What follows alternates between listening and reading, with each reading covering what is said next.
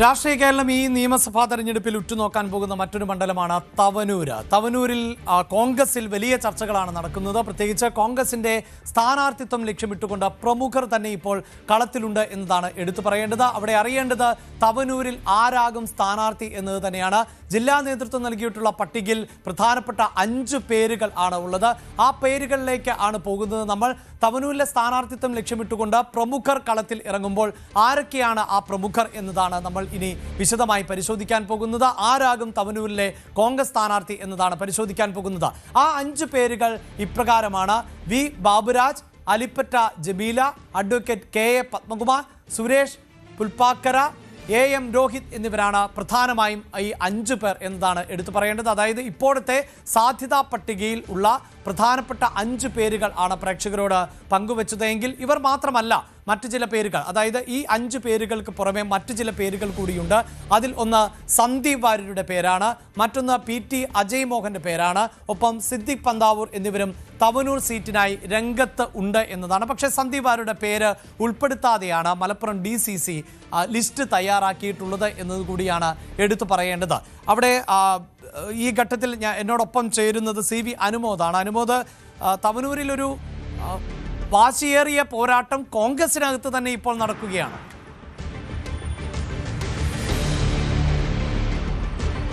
തീർച്ചയായും അഭിലാഷ്, തവനൂര് ഏറെക്കാലമായിട്ട് UDF സംബന്ധിച്ച് കിട്ടാക്കരിയായി നിൽക്കുന്ന ഒരു മണ്ഡലമാണ്. ഇക്കുറി സാഹചര്യങ്ങൾ ഒരുപാട് മാറിയിട്ടുണ്ട് എന്നൊരു വിലയിരുത്തലാണ് UDF നേരത്തെ തന്നെ ഈ ഒരു സീറ്റിന് വേണ്ടി മുസ്ലിം ലീഗ് വലിയ സമ്മർദ്ദം UDF ലീഗിന് കോൺഗ്രസിന് ചെലുത്തുന്നുണ്ട്. പക്ഷേ കോൺഗ്രസ് ഈ സീറ്റ് വിട്ടുകൊടുക്കാനാകില്ല എന്നൊരു നിലപാടിൽ തന്നെയാണ്. ആ ഒരു ഘട്ടത്തിലാണ് കോൺഗ്രസിന് സ്ഥാനാർത്ഥി പട്ടിക തയ്യാറാക്കുന്നതിൽ പല പ്രമുഖരെയും ഉൾപ്പെടുത്തിക്കൊണ്ടുള്ള ഒരു പട്ടിക ജില്ലാ നേതൃത്വം നൽകിയിരിക്കുന്നത്. അതിൽ ഏറ്റവും പ്രധാനമായിട്ട് എടുത്തു പറയേണ്ടത് KPCC ജനറൽ സെക്രട്ടറിയായ വി ബാബുരാജിൻ്റെ പേരാണ്. അദ്ദേഹമാണ് ഈ ഒരു സ്ഥാനത്തേക്ക് ഏറ്റവും അവസാനമായിട്ട് ഈ കോൺഗ്രസിനുള്ള തന്നെ മത്സരത്തിൽ വന്നിരിക്കുന്ന പ്രമുഖൻ എന്ന് വേണം പറയുവാൻ. നേരത്തെ തന്നെ AM രോഹിതിൻ്റെ പേര് മണ്ഡലത്തിൽ സജീവ ചർച്ചയിലുണ്ടായിരുന്നതാണ്. കഴിഞ്ഞ തവണ അദ്ദേഹം പൊന്നാനിയിൽ മത്സരിച്ച് പരാജയപ്പെട്ട ഒരു സ്ഥാനാർത്ഥിയാണ് AM രോഹിത്. അതുപോലെ തന്നെ ആലിപ്പറ്റ ജമീല നിലവിൽ ജില്ലാ പഞ്ചായത്ത് അംഗമാണ്. പക്ഷേ അവരുടെ പേരും വനിത എന്ന നിലയിൽ അവരുടെ പേരും പട്ടികയിൽ ഉൾപ്പെടുത്തിയിട്ടുണ്ട്. അതുപോലെ അഡ്വക്കേറ്റ് പത്മകുമാർ, അദ്ദേഹം ഈ ഒരു തവനൂർ നിയോജക മണ്ഡലം കേന്ദ്രീകരിച്ച് പ്രവർത്തന പരിചയമുള്ള വ്യക്തിയാണ്. സുരേഷ് പുൽപ്പാക്കരയും തവനൂർ കേന്ദ്രീകരിച്ച് പ്രവർത്തിക്കുന്ന വ്യക്തിയാണ്. അങ്ങനെ ആ മണ്ഡലത്തിൽ ഉള്ളവരും അതുപോലെ ജില്ലയിലെ പ്രധാനപ്പെട്ടവരുമായ നേതാക്കളെ ഉൾപ്പെടുത്തിക്കൊണ്ടുള്ള ഒരു പട്ടികയാണ് DCC നേതൃത്വം ഇപ്പോൾ സംസ്ഥാന നേതൃത്വത്തിന് നൽകിയിരിക്കുന്നത്. അതിൽ തന്നെ വലിയൊരു പ്രതിസന്ധി ഇവിടെ നേരിടാൻ പോകുന്നത് പൊന്നാനിയിലെ സ്ഥാനാർത്ഥി ആര് എന്നത് നിശ്ചയിക്കുന്നതും തവനൂരുമായി വളരെ ബന്ധമുണ്ട്. പ്രത്യേകിച്ച് അജയ് മോഹൻ എന്ന PT അജയ് മോഹൻ എന്ന ജില്ലയിലെ കോൺഗ്രസ് നേതാവ്, അദ്ദേഹം പൊന്നാനി സീറ്റിന് വേണ്ടി വലിയ സമ്മർദ്ദം ചെലുത്തുന്നുണ്ട്. പക്ഷേ പൊന്നാനി സീറ്റ് ഏകദേശം ധാരണയായി എന്ന തരത്തിലാണ് കോൺഗ്രസിന് നിന്ന് ലഭിക്കുന്ന വിവരങ്ങൾ. അങ്ങനെയാണെങ്കിൽ PT അജയ് മോഹൻ തവനൂരിന് വേണ്ടി സമ്മർദ്ദം ചെലുത്തുന്ന ഒരു സാഹചര്യമാണ് നിലവിലുള്ളത്. PT അജയ് മോഹന്റെ ഈ ഒരു സമ്മർദ്ദം, അതായത് ഈ പൊന്നാനിയിൽ അജയ് മോഹന്റെ സിദ്ദിഖ് പന്താവൂർ എന്നിവർക്കാണല്ലേ സാധ്യതയുണ്ടായിരുന്നത്. അതിൽ അജയ്കുമാറിന് സാധ്യത ഇല്ലാത്ത പശ്ചാത്തലം അങ്ങനെയാണോ നമുക്ക് ഈ ഘട്ടത്തിൽ മനസ്സിലാക്കേണ്ടത് അനുമോദം? തീർച്ചയായും അതിലേക്ക് തന്നെയാണ് കാര്യങ്ങൾ നീങ്ങുന്നത്. KP നൗഷാദ് അലിയുടെ പേരാണ് പൊന്നാനിയിൽ ഇപ്പോൾ സജീവമായിട്ട് പരിഗണനയിലുള്ളത് എന്നാണ് മനസ്സിലാക്കാൻ കഴിയുന്നത്. അദ്ദേഹം നേരത്തെ തന്നെ പൊന്നാനി മണ്ഡലം കേന്ദ്രീകരിച്ച് പ്രവർത്തനങ്ങൾ തുടങ്ങിയിട്ടുണ്ട്. മാസങ്ങൾക്ക് മുമ്പ് തന്നെ അത്തരത്തിലുള്ള പ്രചരണത്തിൻ്റെ തുടക്കമെന്ന തരത്തിൽ താഴെത്തട്ടുള്ള പ്രചരണങ്ങളൊക്കെ നൗഷാദ് അലി തുടങ്ങിയിട്ടുണ്ട്. ആ ഒരു സാഹചര്യത്തിൽ PT അജയ് മോഹന് പൊന്നാനിയേക്കാൾ സാധ്യത മറ്റൊരു മണ്ഡലത്തിൽ വേണ്ടി വരുമെന്നൊരു തരത്തിൽ തന്നെയാണ് സാഹചര്യമുള്ളത്. ആ ഒരു ഘട്ടത്തിലാണ് തവനൂരിൽ ജില്ലാ നേതൃത്വം കൊടുത്ത പട്ടികയിലില്ലെങ്കിൽ പോലും അജയ് മോഹനെ പരിഗണിക്കേണ്ട ഒരു സാഹചര്യം തവനൂരിൽ വരിക. അജയ് മോഹനെ കൃത്യമായിട്ട് UDF പ്രത്യേകിച്ച് മുസ്ലിം ലീഗിലൊക്കെ വലിയ സ്വാധീനമുള്ള വ്യക്തിയാണ് ആ മേഖല കേന്ദ്രീകരിച്ച്. അങ്ങനെ അജയ് മോഹൻ്റെ സമ്പൂർണ്ണ പിന്തുണയില്ലാതെ അവിടെ അദ്ദേഹത്തെ പിണക്കിക്കൊണ്ട് മറ്റൊരു സ്ഥാനാർത്ഥിയെ പ്രഖ്യാപിക്കുക എന്നുള്ളതും ഈ ഒരു ഘട്ടത്തിൽ UDF കോൺഗ്രസിന് തലവേദന സൃഷ്ടിക്കുന്ന കാര്യമാണ്.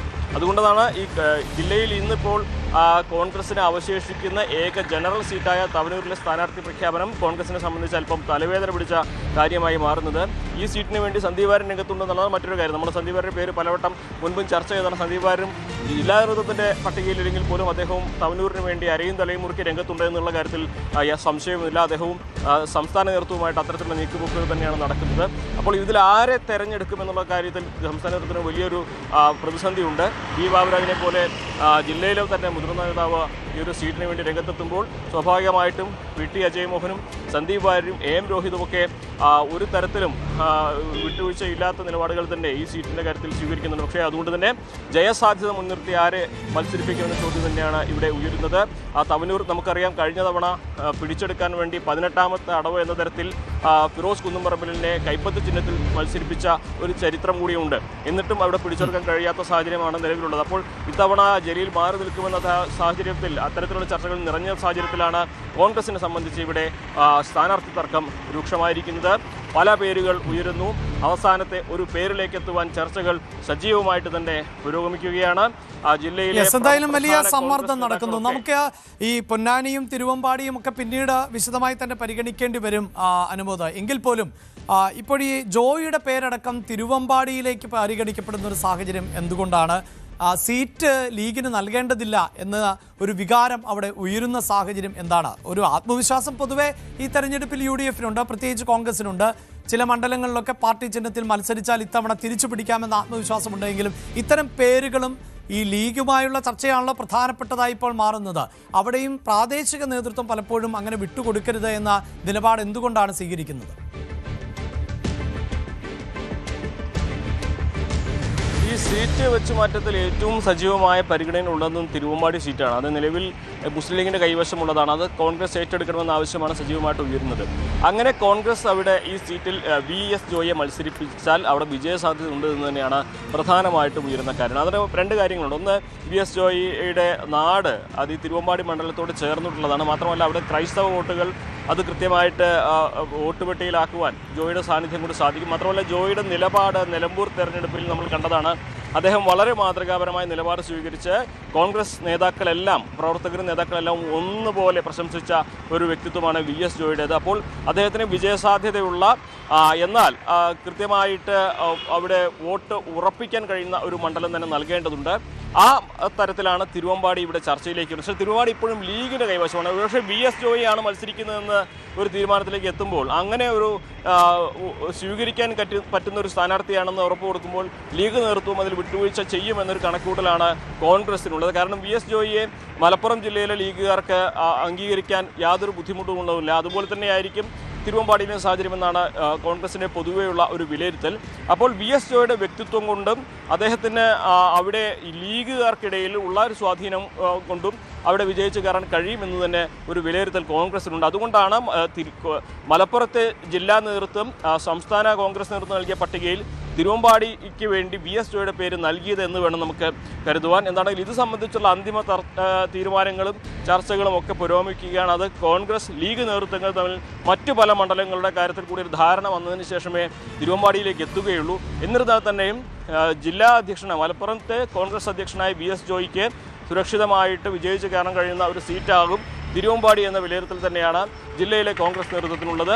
ലീഗിനും VS ജോയിയുടെ കാര്യം വരുമ്പോൾ അത് വലിയ കണ്ണുപിടുത്തത്തിലേക്ക് സാഹചര്യങ്ങൾ നീങ്ങില്ല എന്നൊരു വിലയിരുത്തലാണ് കോൺഗ്രസ് നേതൃത്വത്തിന് പൊതുവെ ഉള്ളതും.